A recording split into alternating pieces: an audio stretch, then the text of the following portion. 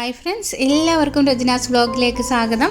ഇന്ന് ഞാൻ വന്നിരിക്കുന്നത് വളരെ എളുപ്പത്തിൽ തയ്യാറാക്കാൻ പറ്റുന്ന ഒരു കലപ്പത്തിൻ്റെ റെസിപ്പിയുമായിട്ടാണ്. ഇതിന് അരി കുതിർത്ത് വെക്കുകയൊന്നും വേണ്ട, നമുക്ക് പെട്ടെന്ന് തന്നെ അരിപ്പൊടി വെച്ചിട്ട് തയ്യാറാക്കാവുന്നതാണ്. വീഡിയോയിലോട്ട് പോകാം. ഈ റെസിപ്പി നിങ്ങൾക്ക് ഇഷ്ടപ്പെടുകയാണെങ്കിൽ ലൈക്ക് ചെയ്യാനും ഫ്രണ്ട്സിന് ഷെയർ ചെയ്ത് കൊടുക്കാനും മറക്കരുത് കേട്ടോ. കൂടാതെ ചാനലിനെ സപ്പോർട്ട് ചെയ്യണേ. പുതുതായിട്ട് ആരെയും കാണുന്നുണ്ടെങ്കിൽ സബ് ചെയ്യാനും കൂടി മറക്കരുത് കേട്ടോ. ഇതിനു വേണ്ടി ആദ്യം തന്നെ ഒരു മിക്സിയുടെ ജാർ എടുക്കാം.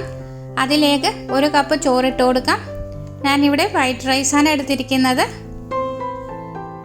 ഇനി ഇതിലേക്ക് 2 കപ്പ് അരിപ്പൊടി ഇട്ട് കൊടുക്കാം.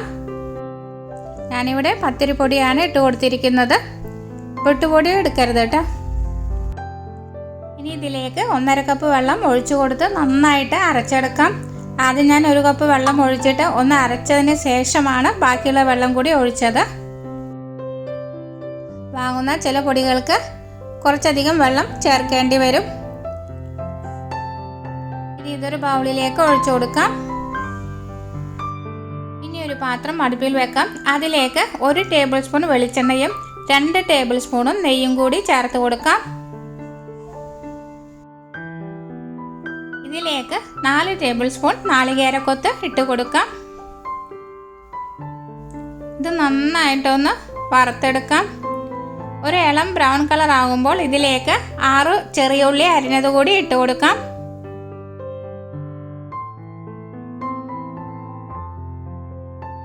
നിങ്ങളുടെ ഓരോരുത്തരുടെ ഇഷ്ടമനുസരിച്ച് നാളികേരക്കൊത്ത് കൂട്ടുകയോ കുറയ്ക്കുകയോ ചെയ്യാവുന്നതാണ്.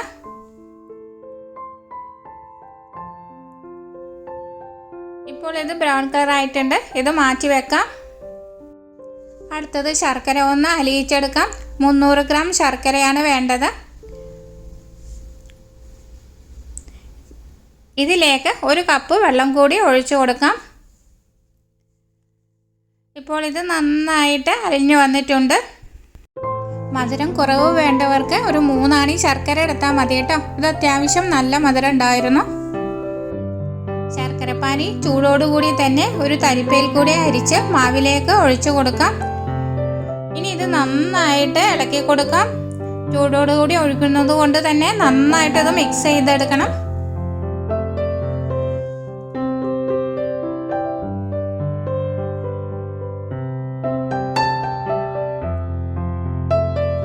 ഇനി ഇതിലേക്ക് 3/4 ടീസ്പൂൺ ഏലക്കാപ്പൊടി ഇട്ട് കൊടുക്കാം.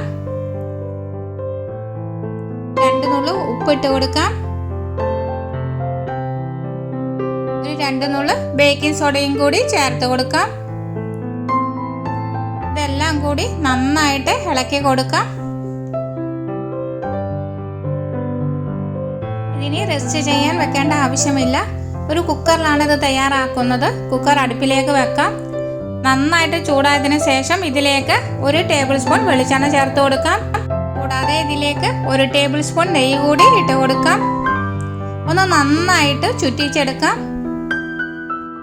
ഈ ടൈമിൽ തീ ഹൈ ഫ്ലെയിമിലാണ് വെച്ച് കൊടുക്കേണ്ടത്. ഇനി ഇതിലേക്ക് ബാറ്റർ ഒഴിച്ചു കൊടുക്കാം.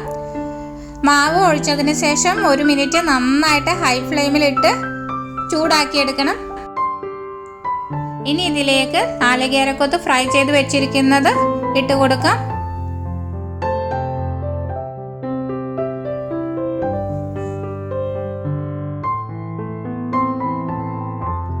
ഞാനിവിടെ മുഴുവനായിട്ടും നാളികേരക്കൊത്തും ചെറിയ ഉള്ളിയും മുകളിലാണ് ഇട്ട് കൊടുത്തിരിക്കുന്നത്. ഇനി ഇത് അടച്ചു വെക്കാം.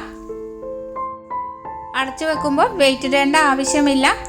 തീ ഒരു ഹൈ ഫ്ലെയിമിൽ വെച്ച് കൊടുക്കാം. 1 മിനിറ്റ് കഴിഞ്ഞതിന് ശേഷം മീഡിയം ഫ്ലെയിമിലേക്ക് ഇട്ട് കൊടുക്കണം. മീഡിയം ഫ്ലെയിമിലിട്ട് 6 മിനിറ്റ് ഇത് വേവിച്ചെടുക്കണം. അതിനുശേഷം 20 മിനിറ്റ് കഴിഞ്ഞിട്ടേ ഇത് തുറക്കാൻ പാടുള്ളൂ.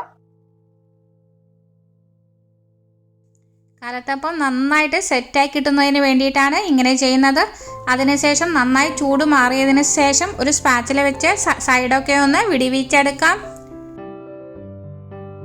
ഇത് വേവിച്ചെടുക്കുമ്പോൾ തീ ഒരിക്കലും ലോ ഫ്ലെയിമിലേക്ക് ഇട്ട് കൊടുക്കരുത്. നന്നായിട്ട് വെന്ത് കിട്ടില്ല. മീഡിയം ഫ്ലെയിമിൽ തന്നെ ഇട്ട് കൊടുത്ത് വേവിച്ചെടുക്കണം. ഇത് ഞാൻ തണുത്തതിന് ശേഷം ഒരു പാത്രത്തിലേക്ക് മാറ്റിയിട്ടുണ്ട്. അങ്ങനെ നമ്മുടെ എളുപ്പത്തിലുള്ള കലത്തപ്പം ഇവിടെ റെഡി ആയിട്ടുണ്ട്. ഈ റെസിപ്പി നിങ്ങൾക്ക് ഇഷ്ടപ്പെടുകയാണെങ്കിൽ ലൈക്ക് ചെയ്യാനും ഫ്രണ്ട്സിന് ഷെയർ ചെയ്ത് കൊടുക്കാനും മറക്കരുത് കേട്ടോ. നല്ല ആരോട് കൂടിയിട്ടുള്ള പെർഫെക്റ്റ് ആയിട്ടുള്ള കൽത്തപ്പമാണ് നമുക്ക് കിട്ടിയിരിക്കുന്നത്. വലത്തുവശത്ത് കാണുന്ന ബെല്ലൈക്കൻ ക്ലിക്ക് ചെയ്ത് ഓൾ എന്ന് പ്രസ് ചെയ്താൽ മാത്രമേ ഞാനിടുന്ന അടുത്ത വീഡിയോയുടെ നോട്ടിഫിക്കേഷൻ നിങ്ങൾക്ക് ലഭിക്കുകയുള്ളൂ. അടുത്ത നല്ലൊരു വീഡിയോയുമായി വീണ്ടും കാണാം. Thank you for watching. Bye bye.